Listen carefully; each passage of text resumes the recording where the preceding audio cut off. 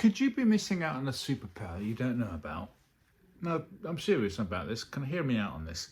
Because we live our lives and we think, I mean, we think they're mundane. We think they're everyday because that's what we live every day.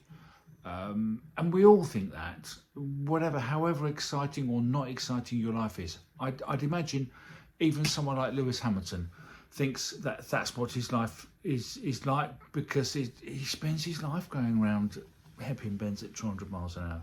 I don't know about you, but I'd find that quite exciting, really. But I mean, for him, it's just his everyday. So your everyday is mundane or boring or just everyday, non-eventful. But to somebody else, it could be quite something. It was pointed out to me only a couple of years ago, actually, now that I've done a few things in my life. You know, these grey hairs have got to serve some purpose. I'm a copywriter now, brand storyteller and all that stuff. In the past, I've been a translator because I lived in France for 20 years, and I bring a certain linguist sensitivity to writing to what I do today. In the past, further back in the 80s and the 90s, I was a travel agent. As a travel agent who I was a business travel agent. But what I didn't know at the time was that I was learning how to network, how to build relationships with people, because we had long-term clients together. Before that, I've got a degree in history. Right, that was 1981, but you know, it still counts. And that's when I learned how to work out what's important, what's not important, see trends, interpret things. And again, I use that all the time now, just with talking to clients and working out what their stories are, what's important to them, helping them find out the things that they didn't really know about themselves because they're too close to them. You can take it even back further, right back to the 60s when I was a kid. And we went to Spain. We went on holiday to Spain because my father worked for the railway, so we got dirt cheap fares, and villas in Spain were even cheaper at the time. So it was a kind of a holiday on a shoestring. But that's when I was 5, 6, 7, 8, and I heard kids speaking foreign languages. You know, speaking French, German, Spanish, even Danish. Did I recognise it was Danish? Perhaps I did. I don't know, but. I did think at one stage when I was, I don't know, about 7, I thought, well, they must think in English. And then slowly the whole kind of language thing started to sink in.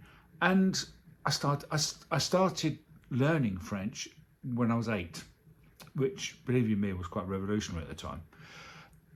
And that stayed with me throughout my life. So throughout my life, I've learned skills that have contributed to everything that I do today.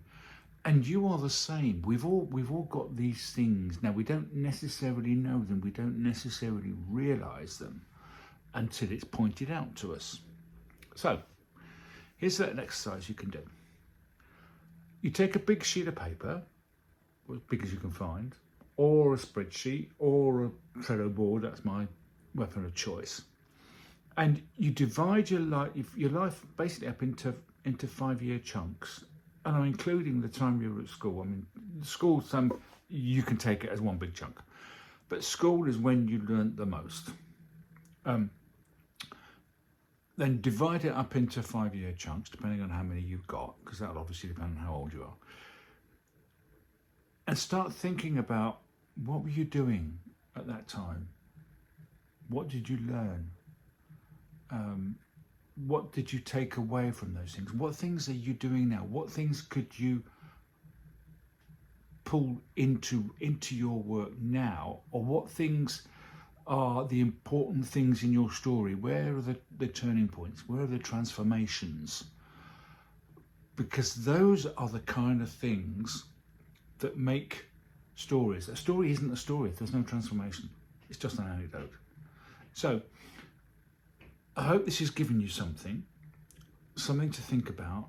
Let me know in the comments the kind of things that made you who you are today. And maybe there's something you didn't realize.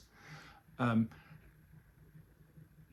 then, well, again, if it's been helpful to you, do all the kind of likey stuff and the subscribey stuff, because it helps me, because I'm trying to build a great business here, helping you to tell the stories that you have to tell.